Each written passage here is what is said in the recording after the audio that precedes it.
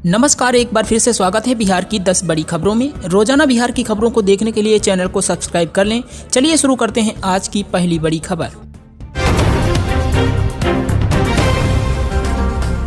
कन्हैया कुमार पर टिप्पणी मनोज तिवारी को पड़ सकती है महंगी, बीजेपी के अंदर ही विरोध।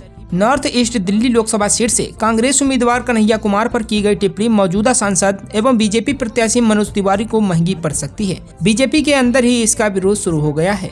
बिहार से बीजेपी के राज्यसभा सांसद डॉक्टर भीम सिंह ने मनोज तिवारी के कहार वाले बयान की निंदा की। साथ ही कहा कि उन्हें चंद्रवंशी समाज से सार्वजनिक रूप से माफी मांगनी चाहिए, नहीं तो वह उनकी शिकायत बीजेपी अलाकमान से करेंगे। दरअसल सोशल मीडिया पर मनोज तिवारी का एक वीडियो तेजी से वायरल हो गया है। इसमें वे प्रेस कॉन्फ्रेंस के दौरान अपने खिलाफ चुनाव लड़ रहे कन्हैया कुमार पर टिप्पणी कर रहे हैं। हाल ही में बीजेपी में शामिल हुए यूट्यूबर मनीष कश्यप जी उनके साथ मौजूद रहे। इस वीडियो में मनोज तिवारी द्वारा कहार जाति को लेकर दिए गए बयान पर सियासी घमासान मच गया। बिहार ही नहीं, झारखंड समेत अन्य जगहों पर भी चंद्रवंशी समाज के लोगों ने मनोज तिवारी के बयान पर आपत्ति जताई है। लालू ने पीएम मोदी पर दिया गली गली वाला बयान, भड़क उठे सम्राट चौधरी, दे डाली ऐसी नसीहत। पटना में रविवार को पीएम मोदी के रोड शो से पहले लालू यादव के द्वारा प्रधानमंत्री पर दिए बयान को लेकर बिहार की सियासत गर्मा गई है। डिप्टी सीएम सम्राट चौधरी ने लालू यादव के बयान पर पलटवार करते हुए कहा कि मोदी सरकार बंद पड़ी 14 चीनी मिलों को फिर से शुरू करने के लिए काम कर रही है। सम्राट चौधरी ने ये भी कहा कि राजद सुप्रीमो को सिर्फ अपने परिवार की चिंता है। लालू यादव जेल में थे और इसलिए उन्हें याद नहीं है कि मोदी सरकार द्वारा बंद की गई 14 मिलों को फिर से शुरू करने का काम चल रहा है। सम्राट चौधरी ने लालू परिवार पर हमला करते हुए कहा कि वह पर्यटक बेटी को लेकर आए हैं, उनके जंगल राज में पूरा परिवार पलायन कर गया और वे भी अब वापस आ गए। यह पीएम मोदी और सीएम नीतीश कुमार का प्रभाव है।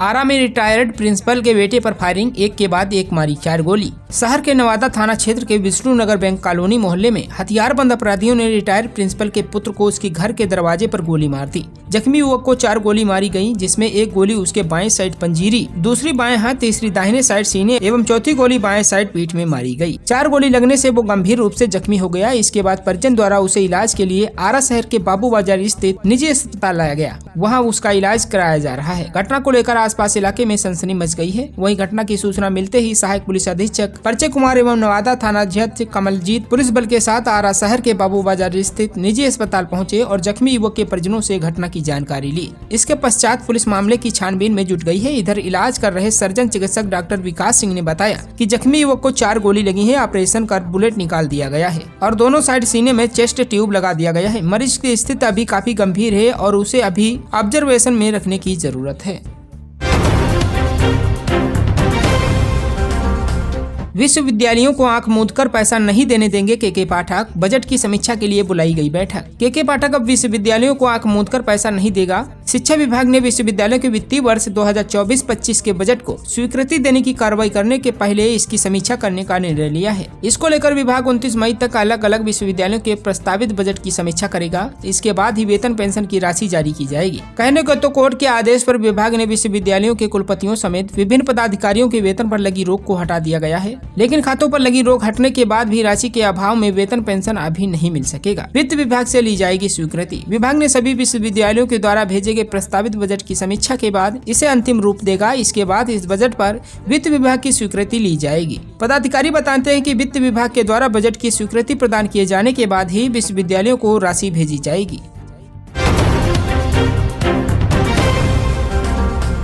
बिहार में वज्रपात से गई 12 लोगों की जान, औरंगाबाद समेत कई जिलों में येलो अलर्ट। बिहार में बीते शनिवार को विभिन्न जिलों में वज्रपात का कहर देखने को मिला। प्रदेश में कई जिलों में ठनका गिरने से कुल 12 लोगों की मौत हो गई। वहीं गया में 3, औरंगाबाद, नवादा व जमुई में 1-1 लोगों की मौत हुई है। रविवार को भी वज्रपात से चटनमा गाँव में 2 महिलाएं जख्मी हो गयी थी। दोनों महिला ठनके की आवाज से डर कर अचेत हो गयी थी। दोनों घायलों का इलाज मधेपुरा अस्पताल में चल रहा है। डॉक्टर के मुताबिक घायलों को सलाइन चढ़ाया गया है। दोनों महिलाएं अब खतरे से बाहर हैं। वज्रपात के कहर से सबसे ज्यादा मौतें रोहतास में हुई है। रोहतास जिला के विभिन्न इलाकों में वज्रपात से 6 लोगों की मौत हुई, वहीं 4 लोग झुलस गए। इनमें विक्रमगंज के गोटबा में ठनका गिरने से अरविंद शाह, ओम प्रकाश राम की मौत हो गई, तो वहीं नोका के लेवड़ा में सुनील कुमार की भी ठनका से मौत हुई है।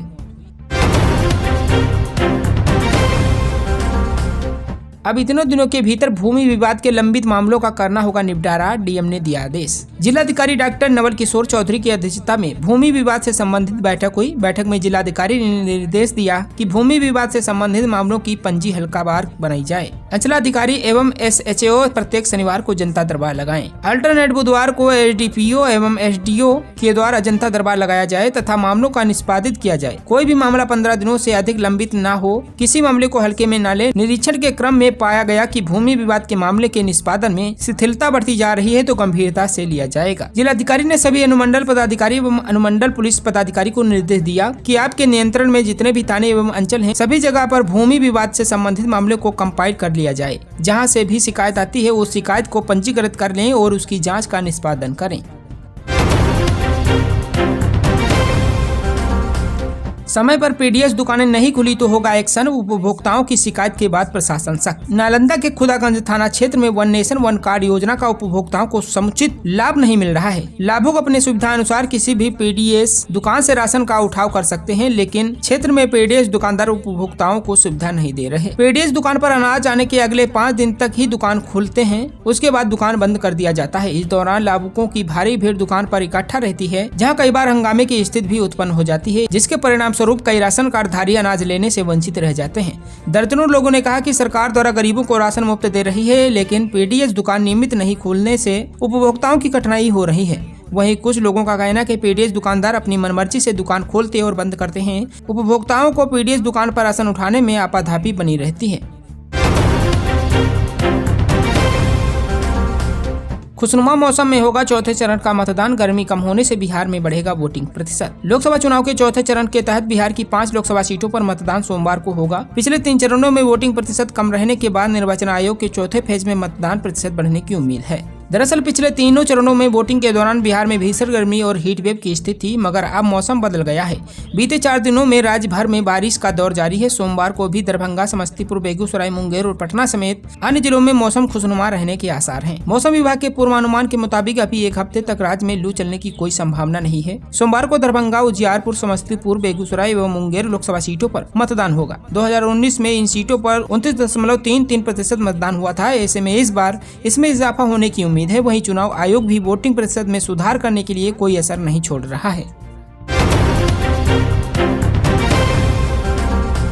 बिहार के समस्तीपुर, रक्सौल और दरभंगा के रेल यात्रियों को सौगात। वंदे भारत समेत ये नई ट्रेन होने वाली है शुरू। ट्रेन संचालन को लेकर बिहार वासियों के लिए गुड न्यूज सामने आई है। मीडिया रिपोर्ट्स के मुताबिक बताया जा रहा है कि जयनगर से दिल्ली और सहरसा से हावड़ा के लिए वंदे भारत ट्रेन चलाई जाएगी। वहीं इसके अलावा रक्सौल और दरभंगा से दिल्ली के लिए एक अमृत भारत ट्रेन का भी परिचालन होने की बात कही जा रही है। रेल प्रशासन के मुताबिक वंदे भारत ट्रेन चलाने की तैयारी शुरू कर दी गई है। कहा जा रहा है कि इसी साल जून में इन स्टेशनों से वंदे भारत और अमृत भारत ट्रेनों का संचालन शुरू हो सकता है। इसके लिए ट्रैक को ठीक किया जा रहा है और सभी चीजें दुरुस्त की जा रही हैं। ट्रेनों के रखरखाव, बुनियादी ढांचे की व्यवस्था को दुरुस्त करने की कवायद की जानी है। वही ट्रेन का मेंटेनेंस, सफाई और धुलाई वॉशिंग पिट में होगी।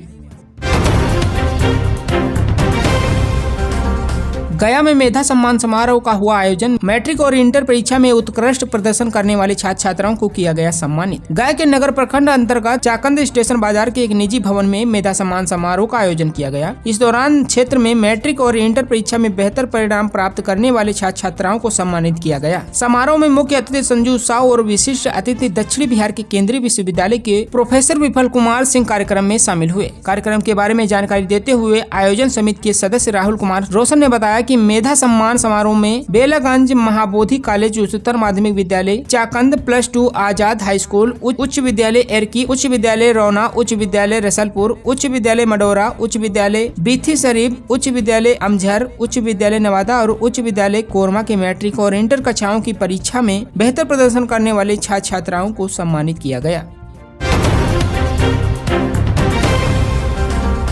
बिहार कक्षा 11वीं की स्पेशल परीक्षा का शेड्यूल हुआ जारी। 16 मई से होगी शुरू। बिहार ने कल 11वीं कक्षा के छात्रों के लिए स्पेशल एनुअल परीक्षा का शेड्यूल जारी कर दिया है। ये परीक्षा उन छात्रों के लिए आयोजित की जाएगी जो राज्य के उच्च माध्यमिक विद्यालयों की कक्षा 11वीं की वार्षिक परीक्षा में पास नहीं हो पाए थे या अनुपस्थित रहे थे। परीक्षा पास करने के लिए छात्रों के पास ये दूसरा मौका है। स्पेशल एनुअल परीक्षा के शेड्यूल के अनुसार परीक्षा 16 मई से आयोजित की जाएगी और 29 मई को समाप्त होगी। परीक्षा का आयोजन 2 शिफ्ट में किया जाएगा। पहली शिफ्ट सुबह 10 बजे से 1 बजे तक और दूसरी शिफ्ट दोपहर दोपहर 2 बजे से 5 बजे तक आयोजित की जाएगी। बता दें, परीक्षा को हल करने के लिए 3 घंटे का समय दिया जाएगा। तेजस्वी यादव बोले, मोदी सरकार ने रोजगार के रास्ते बंद किए, महंगाई चरम पर है। आरजेडी नेता तेजस्वी यादव ने एक बार फिर नरेंद्र मोदी सरकार पर हमला बोला है। सीतामढ़ी जिले के रायपुर हाई स्कूल मैदान में चुनावी रैली को संबोधित करते हुए उन्होंने कहा कि बिहार की जनता ने मोदी सरकार को 40 में से 39 सांसद दिए, मगर बीते 10 सालों में मोदी सरकार ने बिहार को कुछ नहीं दिया। उन्होंने कहा कि एनडीए सरकार ने रोजगार के सारे रास्ते बंद कर दिए, महंगाई चरम पर पहुँच गई है। पूर्व डिप्टी सीएम तेजस्वी यादव ने सीतामढ़ी में रविवार को महागठबंधन की चुनावी रैली को संबोधित किया। इस दौरान उन्होंने कहा कि मोदी सरकार ने रीगा चीनी मिल को बंद कर दिया, सालों की आय दोगुनी होने के बदले और खराब हो गई। तेजस्वी ने दावा किया, अगर केंद्र में आरजेडी और इंडिया गठबंधन की सरकार बनी तो देश में 1 करोड़ युवाओं को रोजगार दिया जाएगा, महंगाई कम की जाएगी। उन्होंने कहा कि भाजपा देश में पलटवार बांट रही है और वह कलम बांट रहे हैं। भाजपा को भगाने के लिए उनकी पार्टी ने 2 बार नीतीश कुमार को समर्थन दिया था, मगर दोनों ही बार उन्होंने धोखा दिया। उप मुख्यमंत्री रहते ही समय में उन्होंने बिहार में 5 लाख युवाओं को नौकरी दी। इस रैली में वीआईपी प्रमुख मुकेश सहनी भी तेजस्वी के साथ मौजूद रहे। सहनी ने अपने भाषण में कहा कि आज वे जो कुछ हैं वह भारत के संविधान के कारण है। भाजपा संविधान को खत्म करना चाहती है, लोकतंत्र को कमजोर करना